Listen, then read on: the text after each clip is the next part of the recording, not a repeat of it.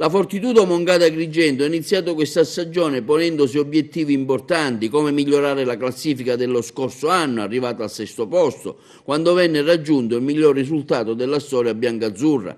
diventare più consistenti in casa facendo dimenticare le 7 sconfitte interne della stagione passata, vincendo il derby con il Trapani per 76-72. In Granata non era mai arrivato il successo a Pala Moncada in A2. Questi obiettivi sono stati centrati. La Fortitudo si trova così al 4° posto in classifica dopo 29 giornate, grazie al tie break favorevole con l'Unicusano Roma, e comunque andranno le cose, nell'ultima giornata non potrà scendere oltre il 5° posto, aggiornando dunque la storia biancazzurra. Inoltre il successo sui trapanesi significa chiudere la regular season con un record casalingo impressionante. Ottenere questi risultati in un derby estremamente duro e combattuto, ma correttissimo in campo e sugli spalti, con oltre un centinaio di tifosi ospiti, è stato più bello per capitano Albano Chiarastella e compagni. Ritrovato Perry in Bufford con la sua fisicità, 12 rimbalzi per l'americano, anche Damon Belholter ha dato un contributo di grande sostanza nei 24 in cui è stato impegnato in una splendida lotta tra pesi massimi con Andrea Renzi.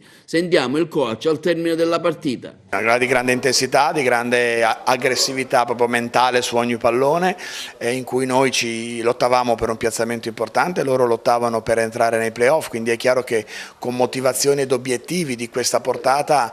ogni pallone, ogni possesso, ogni difesa diventava fondamentale,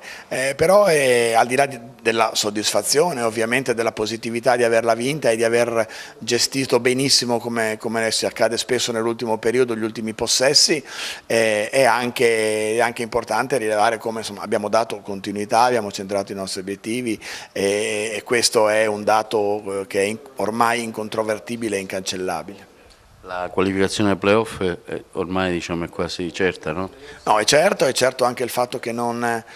potremo comunque scendere sotto il 5° posto, quindi noi potremo piazzarci o quarti o quinti, secondo quelli che saranno i risultati. Vincendo noi saremo sicuramente quarti, perdendo noi dobbiamo aspettare di sapere cosa fa l'Unicusano Roma, però ecco, voglio dire, alla fine è su una fascia di assoluto livello, è evidente che questo è un anno difficile, un anno in cui nell'altro girone ci sono 5-6 squadre pronte per la 1 e quindi saranno scontri epici con qualunque avversario, indipendentemente dal piazzamento ci troveremo davanti.